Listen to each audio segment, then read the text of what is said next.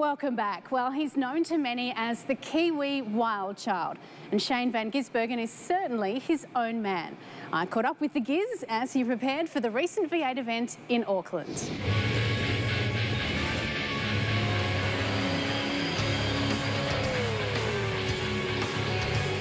When you're sitting at home doing nothing, you got to do your training and stuff, but there's nothing better than going driving, and I get bored sitting at home for more than a week, so got to be racing something and driving around.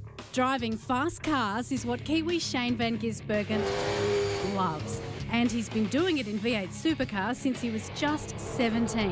What's the one thing that keeps you in a race car? What do you love about it so much? It's just always different every week. It's never the same, and racing different stuff as well. It's always different races you're up against. It's never predictable, and the rush of winning or putting that good lap together it makes it all worth it. Can you believe that you're already in your 7th season of V8 Supercars? Yeah, it's been a long time, and I think last year was the first year I wasn't the youngest guy, so yeah, getting on in the years, but it's been a pretty good few years.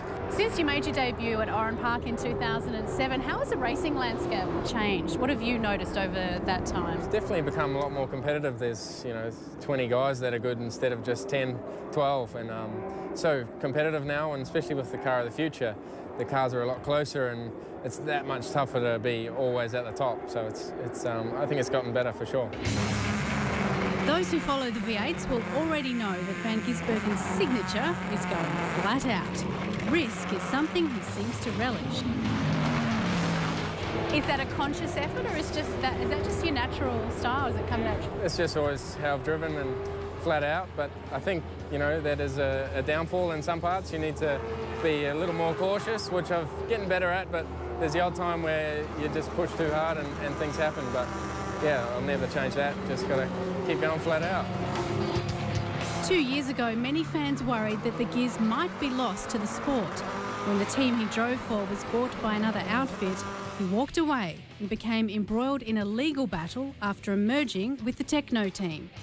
Some people had mixed views on it, and some people didn't know the whole story, but a lot went on behind the scenes. A lot could have been done better by myself, by other people, but just going racing was all I wanted to do, and I hated being at a racetrack in 2012, and I hated being away from it the next year. So I'm trying to race every week I can and just enjoy it, and it makes you drive better as well.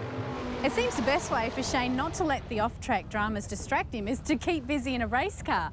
Last year he raced not 1, not 2, but 3 different national level racing series, and at last count raced about 5 different cars.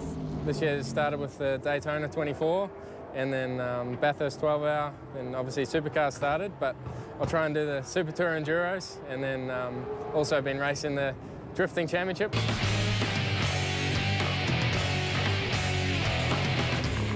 If it moves, it seems, Shane van Gisbergen will drive it. Even way out categories like drifting get his attention.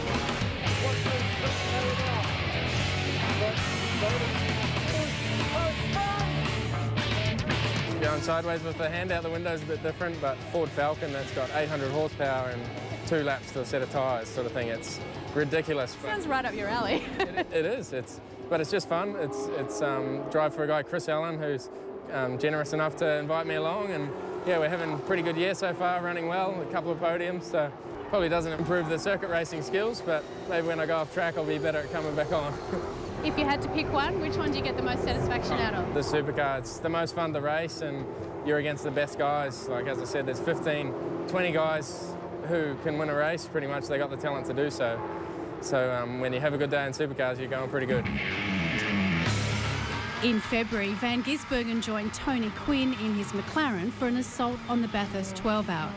The team fell just 4 seconds short of victory, but Van Gisbergen delivered some of the most incredible overtaking moves ever seen on the mountain and smashed the outright lap record that had been held in the past by such icons as Peter Brock and Jack Brabham, and was even faster than fellow Kiwi Greg Murphy's so-called lap of the gods. When you think about a supercar doing an 8 or whatever, 7, and then doing a 3 in a McLaren was awesome. It was easy to do. They just have so much grip and not much power, but the speed over the top is just phenomenal compared to what we're used to racing. So it's going going to be a bit of a shock going back there in our taxis, but I enjoyed racing that car, and that style of racing was really cool. You know, up against Bernd Snyder, I had a great race with him. Did they tell you at the time that you'd just broken a lap record, or was it not until after you got out of the car that you realised? I could see the time on the dash. I think we actually broke it twice, and it was quicker than we did in qualifying on old tyres, so it was quite cool, but that car was what did it. It was just unbelievable there. Is achieving those sorts of milestones something that you care about? At the time you do, and maybe later on, but yeah, we didn't win the race, so we ended up 4th, so no one remembers that. But yeah, having a few good laps is pretty cool, but yeah, it's always about the next race. Probably no one was more impressed with Van Gisbergen's performance at Bathurst than the McLaren's owner, pet food entrepreneur and GT racer, Tony Quinn. He's quite a character. How did the two of you get along? Yeah, pretty good, and he's like me. He's just all about the racing and having fun. So when you go race with his team, it's no fuss, and you know, they're just sitting at a desk going for it, whereas all the other guys are behind their TV screens and stuff, and they just enjoy going racing, and the results they've been getting are better than they have been in Supercars, so I think he's pretty happy to be a part of it. Now 25, Shane has one major career box left to tick, a V8 Supercar Championship. He won't be the youngest to win one, Craig Lowndes already has that mantle, but he could be the first Kiwi driver to win a title in the modern era. If you could go back and give your 17-year-old self some advice, what would you say? Probably just enjoy it more. Like, I was just in a rush, and I was quite hard on myself when I was younger to get better, but you know, I probably didn't have enough experience coming through and expected results more than they came. I should have just taken more time to learn and analyse, and I think I've gotten better at doing that later, but probably could have been a lot better in those first few years. But yeah, I certainly had a lot of fun and some good races back then, and still am now. Yeah. Well, Shane, thanks very much for taking the time to talk to us today, and all the best for the rest of the V8 Supercar season and everything else you're competing in.